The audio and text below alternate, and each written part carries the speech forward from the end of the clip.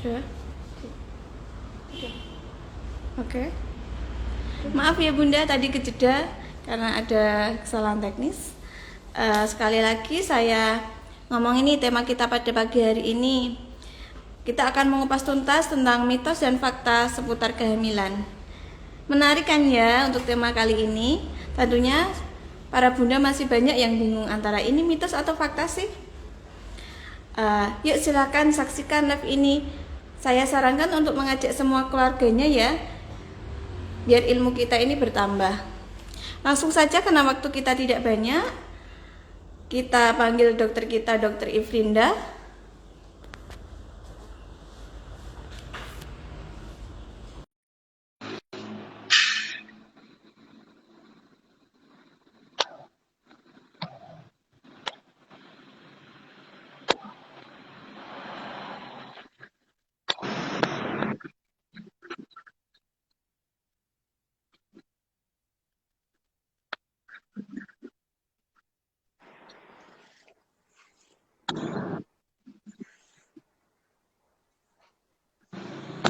Mohon maaf ya Bunda, sambil nunggu ya.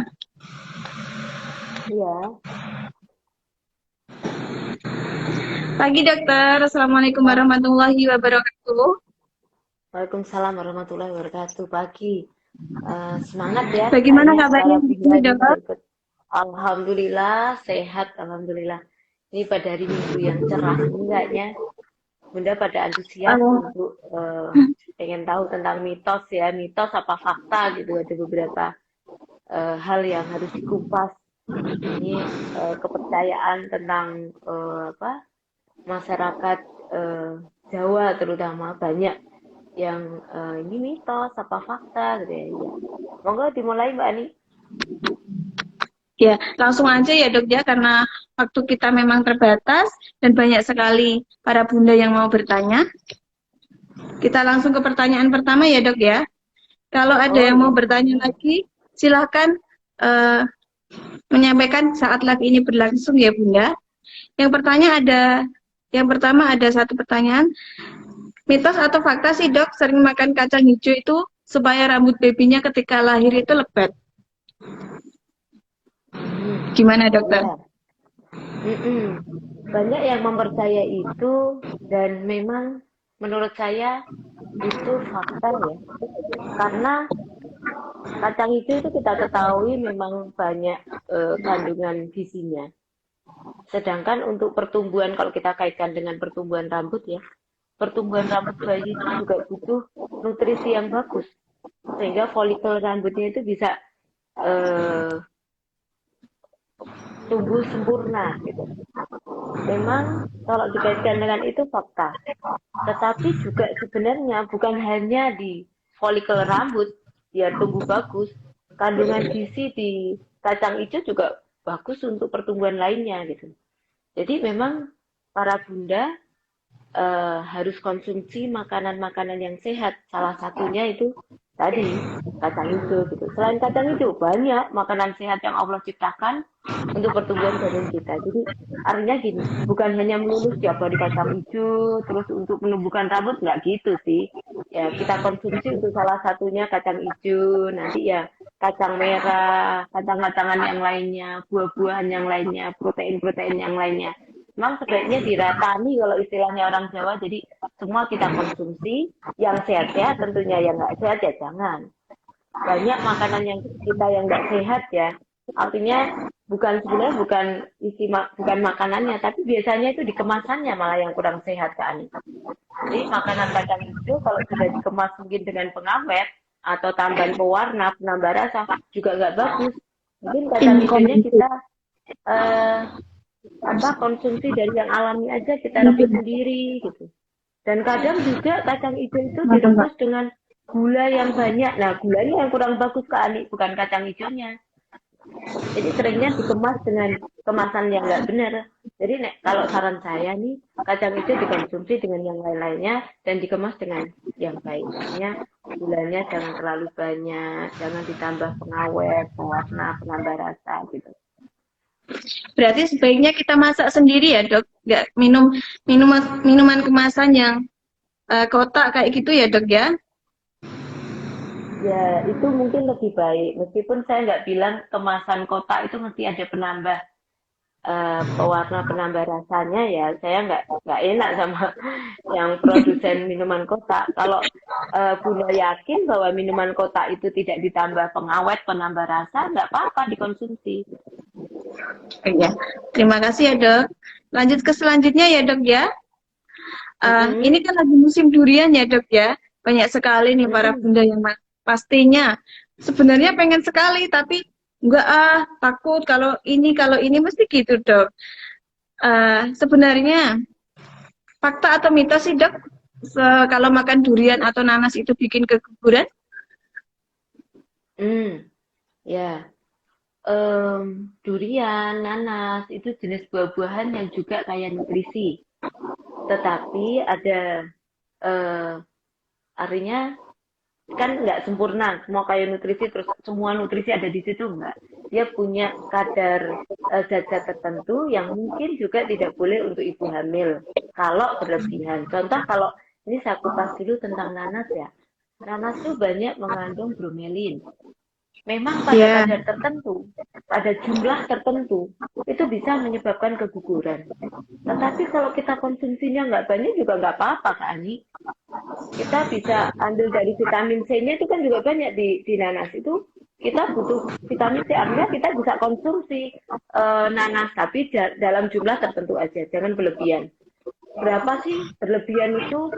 Kalau dari beberapa penelitian, saya pernah baca itu kalau sampai ya nanas 7 buah itu kita konsumsi sekaligus gitu bisa mengganggu. Tetapi kalau hanya sepotong, seperempat iris dari buah nanas, saya kira nggak apa-apa. Dan itu menambah tadi vitamin yang contohnya misalnya setidaknya itu vitamin C itu ada di situ, vitamin B juga ada di situ, vitamin E juga ada di situ. Jadi boleh dikonsumsi pada jumlah tertentu. Nah, kalau durian, durian itu kita kenal mungkin dari beberapa teman bilang kolesterolnya tinggi. Tetapi kalau saya baca sebenarnya kolesterolnya itu nggak tinggi. Kolesterol pada buah-buahan itu relatif baik lah. Tetapi kadar gulanya Kak Ani yang tinggi itu. Jadi boleh konsumsi durian ibu hamil tuh, tapi jumlahnya juga jangan berlebihan. Karena kalau kita konsumsi berlebihan, nanti kadar gulanya meningkat. Kalau kadar gulanya tinggi atau meningkat, bisa menambah berat badan si bayi, dan tentunya berat badan ibu hamil juga. Sedangkan berat badan ibu hamil kan baiknya juga tetap diusahakan naiknya itu nggak berlebihan ya, sesuai dengan standar aja gitu. baik para bunda. Eh, Jadi jangan khawatir kalau mau makan durian ya bunda. boleh. Diperbolehkan Tapi ya yang batasannya penting mungkin Kak Ani apa 1 2 pongge maksimal 3 pongge itu pun seminggu ya sekali atau maksimal 2 kali aja. Saya kira nggak masalah. jangan Saya langsung dulu 3 buah dimakan semua ya dok ya.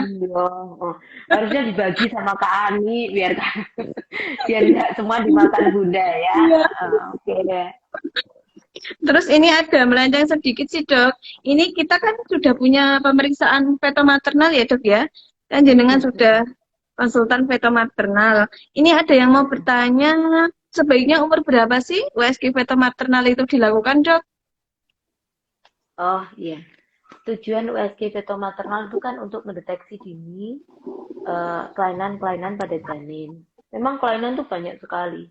Bisa contohnya ini kelainan Down syndrome itu bagus sebenarnya dideteksi sejak usia 11 sampai 13 minggu karena kita akan mengukur NT, nuchal translucency. Kalau ada pelebaran di NT, itu ada kemungkinan bukan suatu diagnosis pasti ya, itu hanya soft marker atau penanda dari USG ada kemungkinan kelainan kromosom apabila NT melebar lebih dari 3,5 mili. Nah, um, jadi USG fetal maternal itu sebenarnya bisa dilakukan sejak awal cuman karena perkembangan janin itu bertahap ya, bukan langsung jadi bayi semua organnya terus lengkap tumbuh itu enggak. Jadi pada usia 11 sampai 13 minggu kita nanti bisa periksa fetal maternal tetapi fokusnya ke arah situ.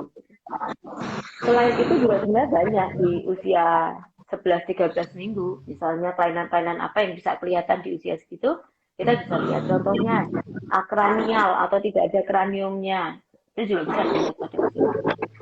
Kalau setelah usia 3 bulan, yaitu kurang lebih 11 sampai 13 minggu, yang direkomendasikan lagi pada usia 5 bulan kurang lebihnya, atau 18 sampai 22 minggu.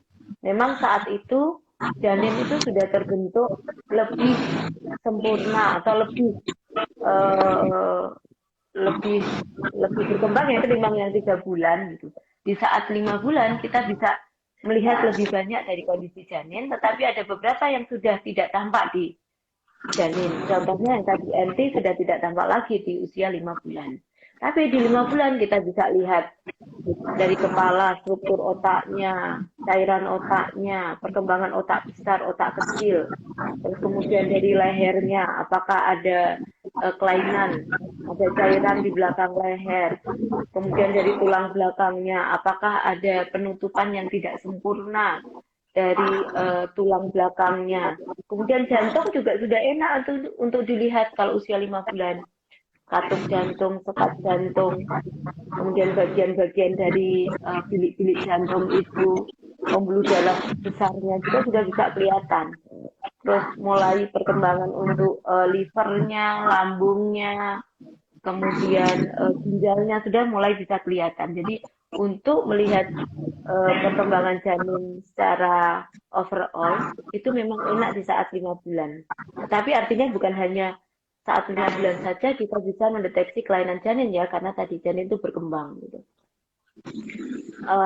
Setelah itu kita bisa lihat lagi di mungkin terutama 7 bulan, tapi untuk kepentingan fitomaternal 7 bulan cenderung untuk kurang bisa. Jadi kita rekomendasikan kalau tadi ya kita simpulkan mungkin di antara 3 bulan dan 5 bulan Kak Ani yang paling bagus untuk melihat perkembangan janin tuh. Setelah itu mungkin kita agak kesulitan ya Kak Ani, karena kadang terkendala dengan posisi janin.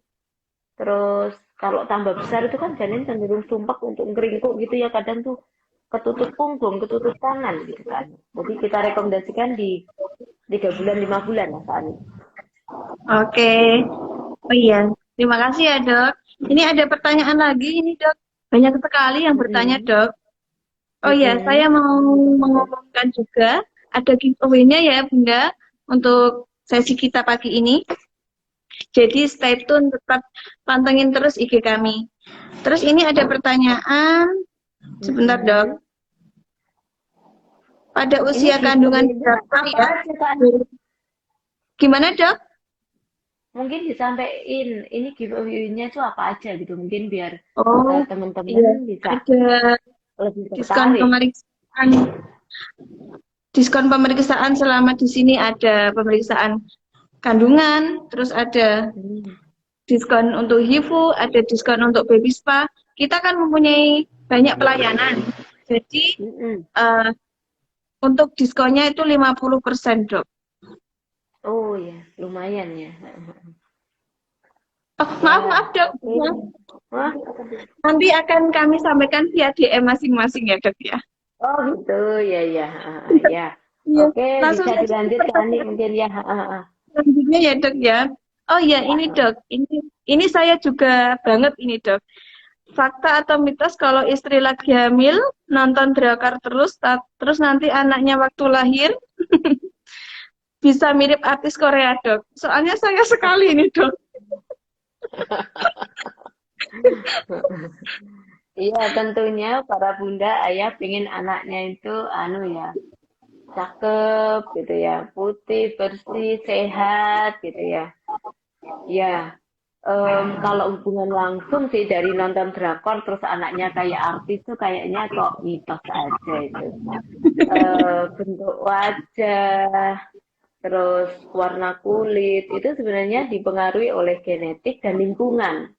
Ya, jadi bukan hanya genetik aja, juga lingkungan. Nah, untuk terus jadi kayak artis ya mungkin kita bisa coba pindah nanti kalau lahir anaknya ditaruh di sana di artis Korea gitu ya, taruh aja di Korea karena nanti dengan lingkungan di Korea itu makanan-makanan Korea bisa membentuk orang kayak Korea, kayak orang Korea maksud saya ya. Karena sudah terbukti itu Kak Ani ada anak kembar ya. Dari waktu lahir itu wajah mirip karena kembar identik. Tapi kebetulan dia itu terpisah tinggalnya. Yang satu diasuh oleh orang lain, yang satu diasuh oleh ibu sendiri. Nah, waktu gede memang wajahnya agak beda karena nutrisi yang didapatkan oleh si anak itu hampir mirip dengan keluarganya yang orang lain itu. Jadi akhirnya dia mirip dengan keluarga barunya itu Kak Ani. Tuh. Bisa itu. Memang ekspresi gen kita yang nanti akan membentuk kulit kita bagaimana, hidung kita bagaimana, itu dipengaruhi oleh lingkungan.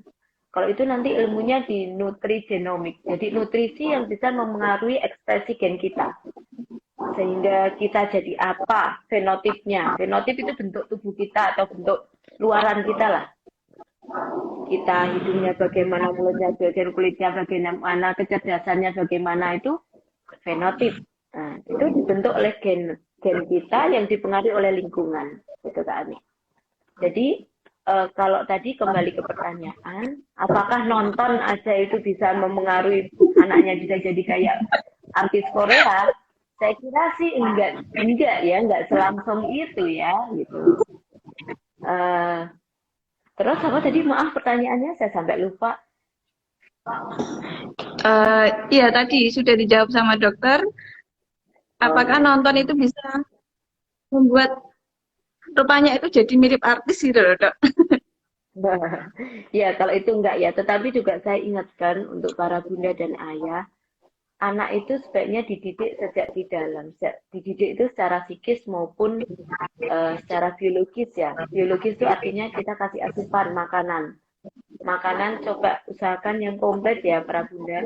Jadi kita kenalkan macam-macam vitamin, protein, mineral lain-lainnya itu secara biologis dengan kita berikan asupan nutrisi. Tetapi selain itu kita juga harus berikan pendidikan psikis ya kepada anak.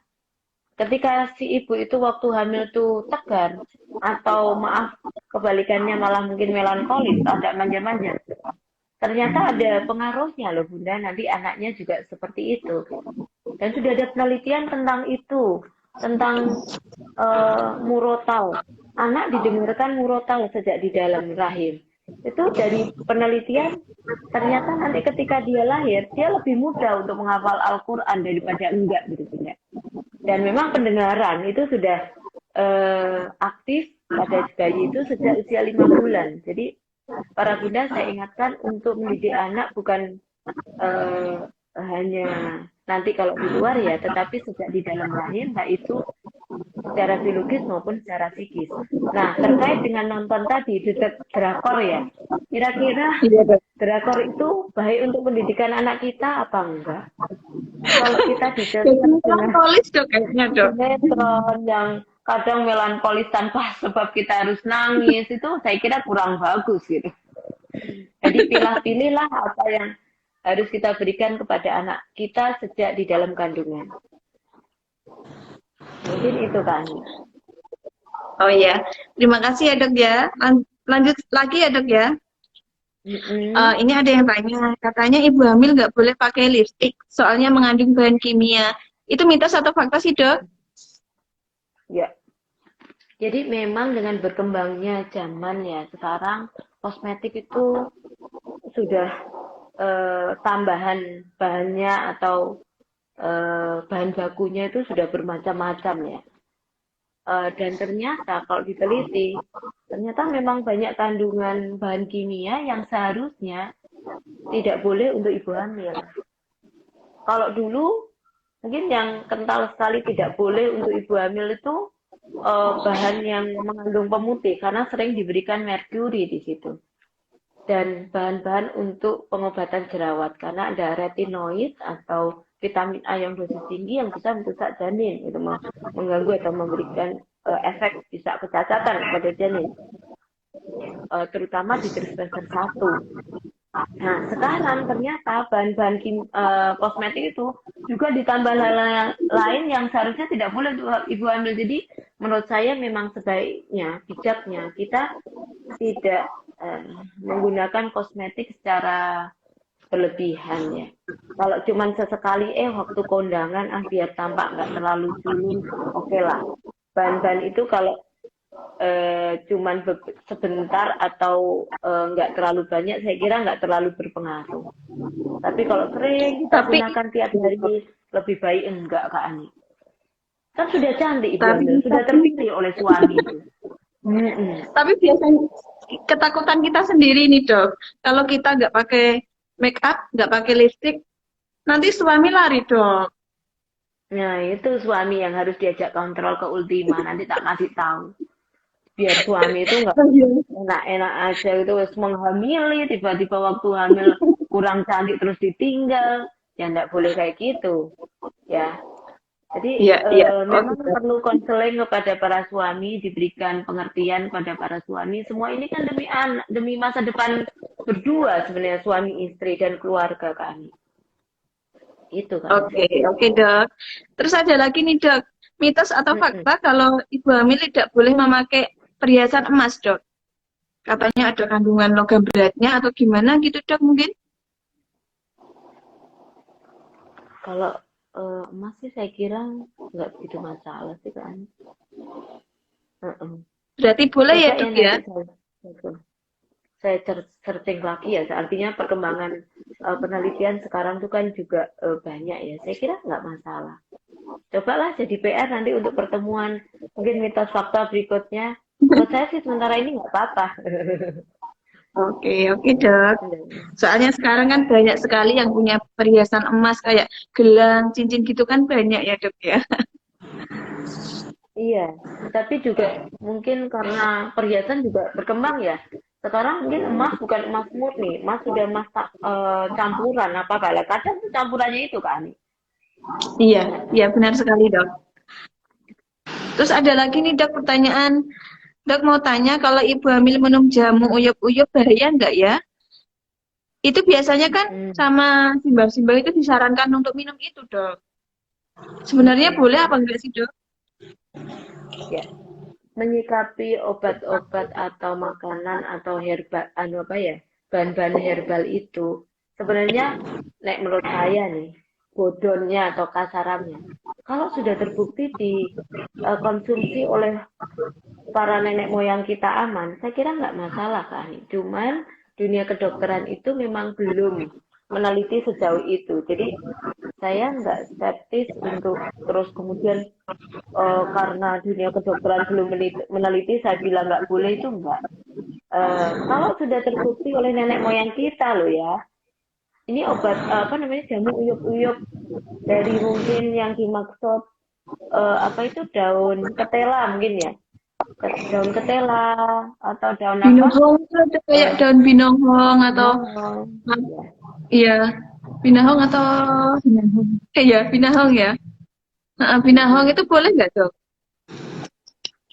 Jadi kalau sudah terbukti oleh nenek moyang kita aman, silahkan aja menurut saya. Cuma nih, kalau ternyata dari eh, obat itu obat yang untuk menghambat pertumbuhan sel, artinya secara awam kita bisa eh asumsikan obat itu adalah obat untuk kanker misalnya. Mending jangan Kak Ani, karena memang saat hamil itu kan ada pertumbuhan sel janin di tubuh kita. Iya. Jadi obat-obat atau bahan-bahan herbal yang notabene-nya itu bisa menghambat pertumbuhan janin, pertumbuhan sel, mungkin ya tadi ya diasumsikan untuk obat kanker, mending jangan Kak. Ya. Terus itu sebenarnya kan mitosnya kan kalau minum jamu itu bikin ketuban keruh atau berwarna hijau gitu. Itu sebenarnya benar atau enggak sih, Dok? Enggak, Kak Ani. Jadi ketuban itu diproduksi dari cairan kalau waktu di awal itu dari dinding sasarannya itu dinding rahim lah ya. Tapi setelah dia trimester 2, ketuban itu diproduksi dari pipisnya adik, dari kencingnya adik terutama sekian persen yang paling banyak. Oke dok, berarti nggak ada kaitannya ya dok ya? Apa namanya, Tersusur.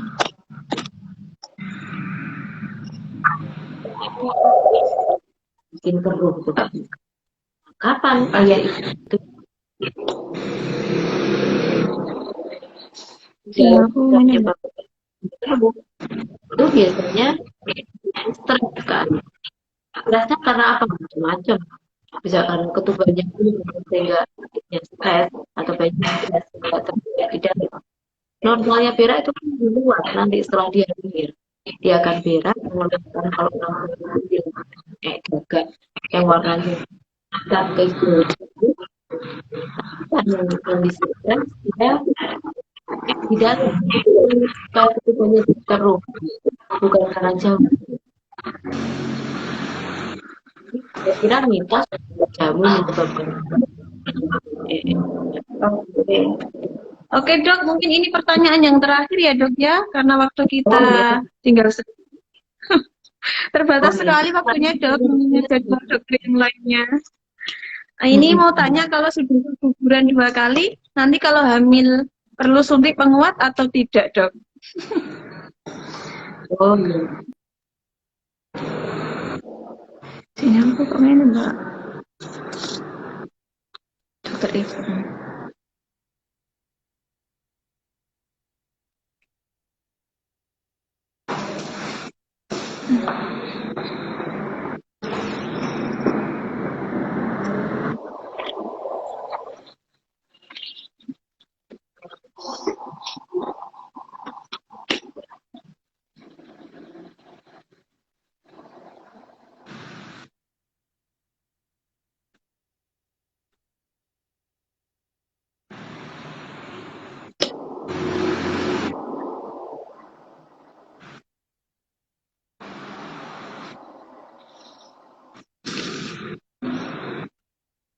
Baik Bunda, tunggu sebentar ya. Mungkin ada kesalahan teknis mungkin.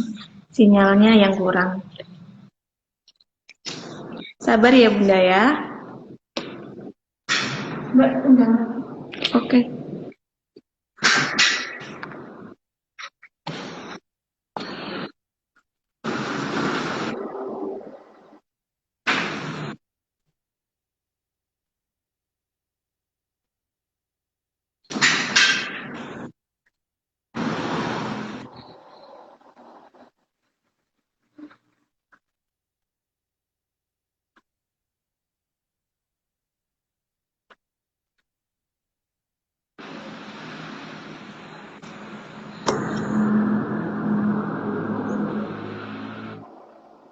Sabar ya Bunda ya.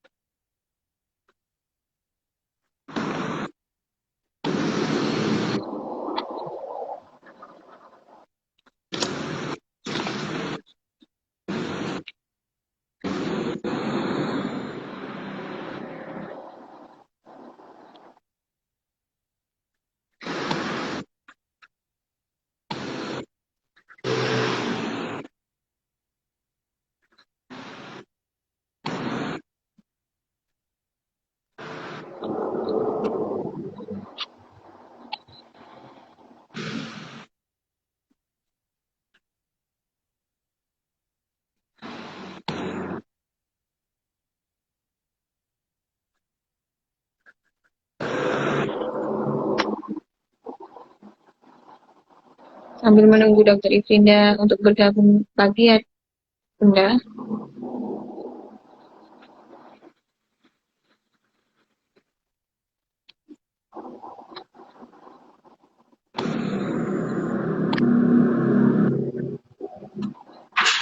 Mbak, gimana Mbak?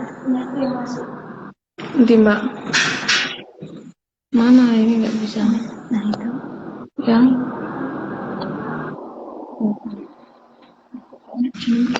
Oh ini.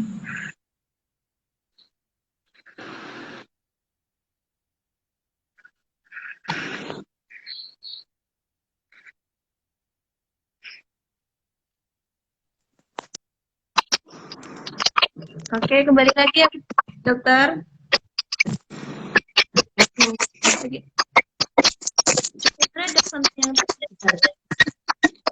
Sebenarnya yang terakhir ya, Dok.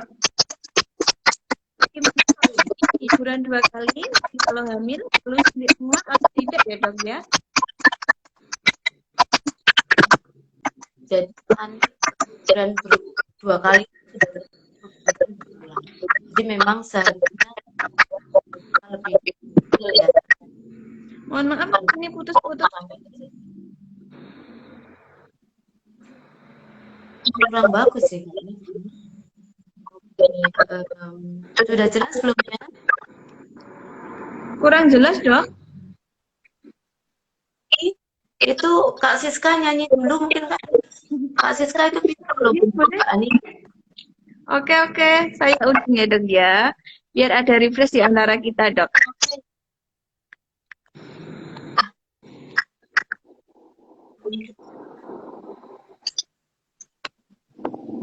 Sinyalnya maaf.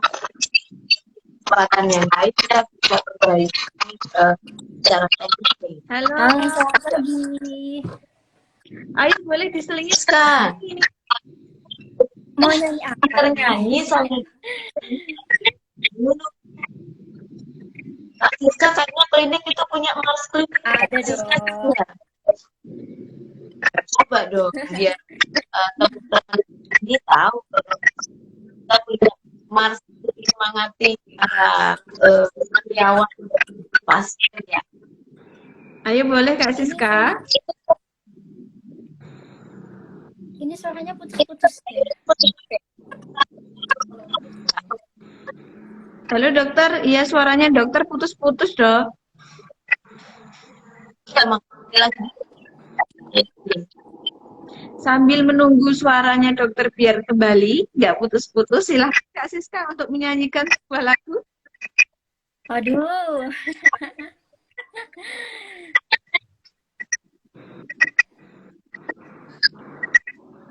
Aku mau tanya aja nih Kak. Ini kan ada Bunda yang komentar.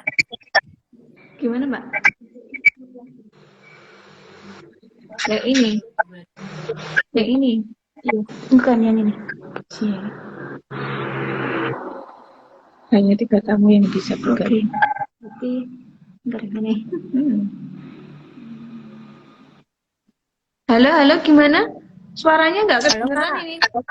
Ya, gimana Kak? Tapi kan ada Bunda yang komen. Ya. Sering-sering.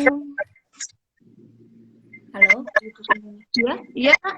Sering-sering? Iya, sering-sering live IG ya Dok.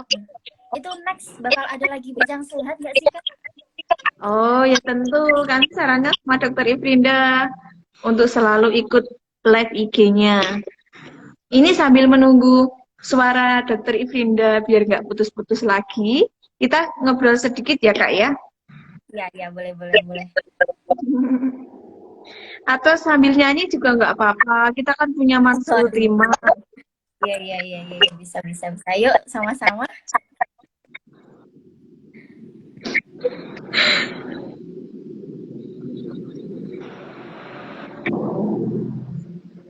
Untuk giveaway-nya diumumin kapan, Kak? Oh ya, nanti di akhir acara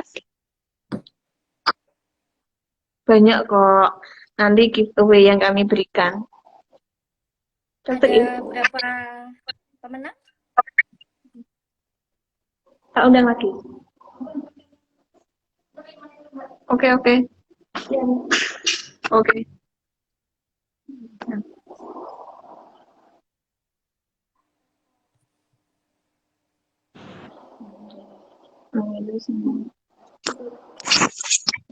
Halo dokter. Ya, kita bergabung kembali Kak Siska dan Kak Ani. Iya, ya dok ya. Ya. Tadi itu untuk pertanyaan sebentar ya Kak Siska ya. Untuk melanjutkan pertanyaan para pemirsa dulu. Mau tanya kalau sudah keguguran 2 kali, nanti kalau hamil perlu suntik muat atau tidak ya dok ya? Ya, Saya ulangi lagi ya, jadi mungkin tadi terputus. Keguguran berulang, keguguran 2 kali itu termasuk keguguran berulang. Nah, itu sebenarnya kurang, artinya tidak wajar gitu ya. Harus kita cari penyebabnya, Kak Ani. Penyebabnya bisa dari ibu. Ibu itu bisa dari anatomis, dari apa, uterus atau rahimnya mungkin ada masalah, ada kelainan minum atau polip atau apa, sehingga menyebabkan janin itu nggak bisa nempel dengan baik gitu. Atau ada kelainan sistemik ibu atau istilahnya penyakit pada ibu, contohnya antipospolip sindrom, tiroid, diabetes, dan sebagainya. Itu bisa. Nah, itu harusnya kita gali, kita cari dulu. Selain dari faktor ibu, juga dari faktor si bapak. Sperma itu kan juga bisa ya ada gangguan, baik itu gangguan dari bentuknya, jumlahnya, ukurannya. Coba kita lihat dari situ apakah ada masalah, atau dari kualitas dari spermanya. Nah, setelah kita lacak, kalau memang tampaknya baik-baik aja, nggak ada yang perlu diperbaiki, tetap kita berikan penguat Kak Ani. Tetapi kalau ada masalah ya kita perbaiki Kak Ani.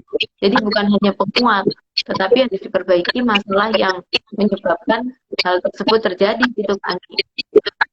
Jadi kalau ada keguguran yang berulang, sebaiknya kita periksa dulu ibu maupun bapak, kira-kira faktor apa saja yang bisa menyebabkan keguguran itu, dan kemudian kalau bisa kita obati.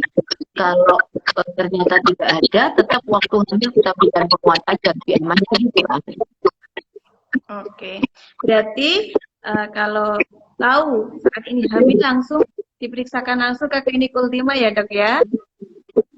Mending baiknya gitu Kak Ani, biar tidak terulang lagi. Tuh bikin trauma psikis biasanya sama ibu, sampai kadang udah gak hamil lagi, ayo jangan ya, karena mungkin si ibu belum punya anak, baiknya kita kasih motivasi untuk bisa segera hamil lagi, tetapi dengan kita koreksi dulu kelainan-kelainannya, gitu kan nih. Oke dok, terima kasih atas jawabannya ya dok ya. Sebenarnya masih banyak sekali pertanyaan yang belum kita jawab dok, tapi mengingat waktu dan jadwal dokter yang lainnya, kita akhiri sesi kita sampai di sini ya dok ya. Terus untuk selanjutnya, banyak sekali nih yang berharap dokter Ivinda bisa live kayak gini lagi. Bisa ya dok ya, untuk selanjutnya ya dok ya. Bang, ya insya Allah bisa kan, nanti kita cari momen tertentu yang mungkin luang ya, kayak hari Minggu gini, boleh Kak Ani. Oke. Biar kita lebih aktif dengan ibu-ibu ya. Dan mungkin klinik Ultima juga saya sarankan untuk mengembangkan diri Kak Ani. Kayaknya ibu-ibu tuh juga banyak yang ingin senam hamil di klinik Ultima, pengen yoga, ingin juga itu Kak Ani yang mungkin kemarin sempat masukan bantu untuk menurunkan berat badan bersama klinik Ultima Kak Ani. Nanti tolong disampaikan ke manajemennya ya Kak Ani ya. Sebenarnya kita sudah punya banyak pelayanan ya dok, yang tadi untuk menurunkan berat badan ya dok ya. Tadi, oh ya, kita itu ada HIFU yang untuk slimming atau mengecilkan mengecilkan menurunkan berat badan. Jadi bolehlah para bunda kalau mau ke sini tanya-tanya pelayanan kami, bisa langsung tanya-tanya atau WA kami di nomor pendaftarannya. Sudah pada tahu kan ya para bunda tentang nomor WA kami? Kalau mau dicatat sih boleh, ini saya sebutkan ya. 085 741 5004 kali 6. Terus ini banyak sekali ya dokter yang belum terjawab. Kalau bagi ya pertanyaan yang belum bisa kami jawab, bisa mengirimkan ke DM kami ke IG Rawat Inap, ke IG Klinik Ultima Rawat Inap, atau bisa ditanyakan langsung dengan Dokter Ivinda saat memeriksakan kehamilannya di Klinik Ultima. Bisa ya dok ya? Iya siap Kak. Mungkin ada closing statement buat bunda-bunda dari Dokter Ivinda. Monggo dok. Iya bunda, ayah, jadi bukan cuma bunda ya, ayah juga pendukung ya. untuk menyiapkan suatu kehamilan yang baik itu memang harusnya kita siapkan sejak dari awal sebelum hamil, kemudian saat hamil dan eh, persalinan yang baik gitu ya. Terkait dengan tadi tema saat ini fakta dan mitos, jadi memang ada beberapa mitos yang ternyata itu suatu fakta gitu ya. Ada beberapa mitos yang ternyata cuma dibaca saja.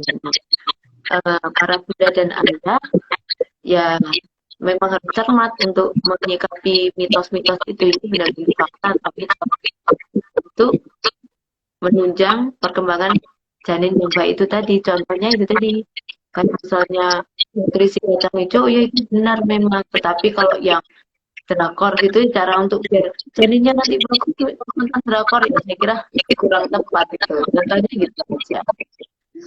Ya. Oke, terima kasih ya dok. Terima kasih atas Iya. waktunya.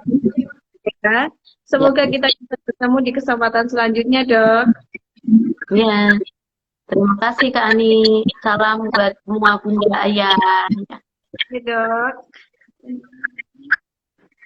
Saya keluar ya Kak Ani ya. Ya, terima kasih sekali lagi ya dok. Ya. Sekarang tiba saatnya kita mengumumkan pemenang dari giveaway dari kami. Yang saya sebutkan, silakan melambaikan tangan ya bunda ya. Ini sama atas nama IG Intan Supajo 100.000. Ada? Silakan bunda melambaikan tangan. Nanti bisa DM ke kami ya. Terus yang kedua ada Ridwan_U75.000. Terus yang satunya ada Yeni Nurindah. Bisa langsung DM kami ya ke IG kami Klinik Ultima Rawat Inap. Bisa kami tunggu selama 2x24 jam ya bunda ya.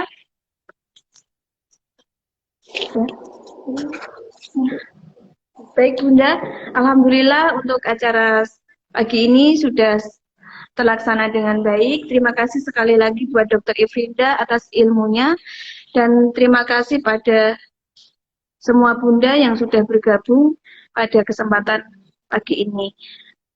Saya pribadi Bidan Ani Setiawati pamit undur diri. Wassalamualaikum warahmatullahi wabarakatuh.